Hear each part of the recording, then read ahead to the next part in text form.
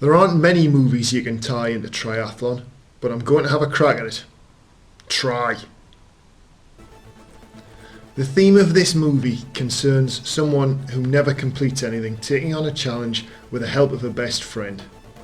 There's also a cancer storyline running in the background which doesn't blatantly hit you over the head with the idea of life is short and missed opportunities, but it's there and it's how the protagonist begins a journey.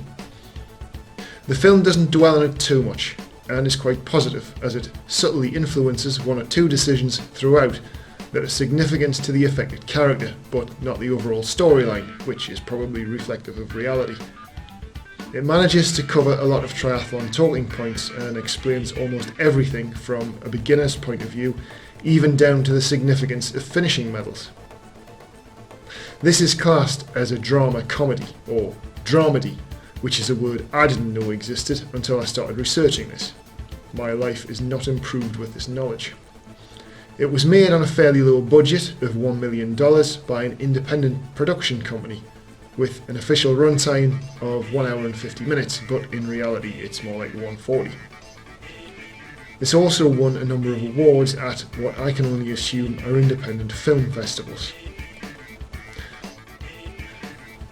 I can only describe it as 2 steps above a Hallmark movie, and it's the Hallmark movie parts of it that really drag it down. The opening credits are very well shot and edited. They show a triathlon in full swing and it's excellent. But that doesn't continue. Some of the editing is great and some too slow. The dialogue scenes could have been paced a little faster and that would have elevated this. The pauses are a fraction too long and the camera lingers on the reactions, which just creates pockets of dead air. This is a theme throughout as the camera work and editing flows between dynamic and dull. The training scenes are quite well shot and the triathlon at the end is excellent.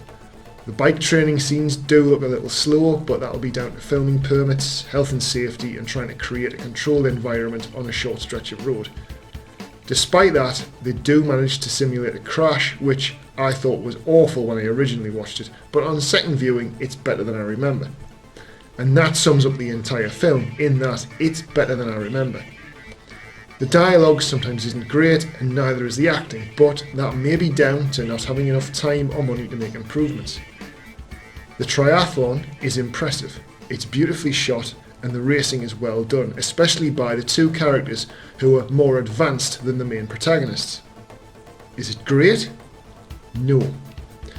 Despite enjoying it more the second time around, it's not an hour-long Ironman World Championship documentary, which is more time efficient and more inspirational. Is it worth watching?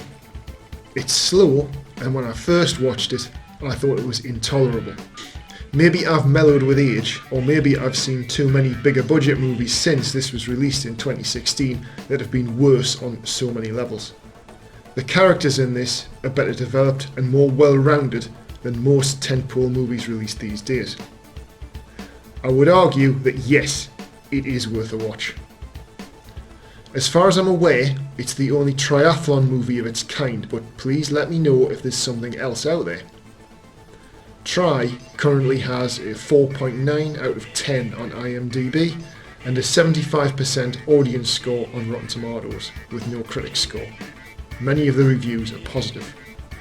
I take quite a lenient view when it comes to reviewing a movie, as I like to look at the intent, the talent behind it, and the money involved. As a result, I'm more forgiving of a low-budget independent with shonky acting and rough writing if I can tell what it's trying to achieve.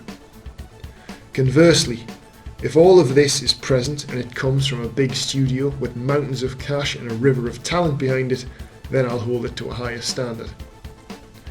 With that said, I would give this a 2 out of 5, because it does feel long and the pacing could have been improved with better editing. I don't need to see people leaving a room when it's not essential. Even with the other flaws, this would have elevated it to 3 out of 5 for me. Have you seen Try and what did you make of it? Let me know in the comments below. Please like, share, subscribe, keep training, and I'll see you in the next video.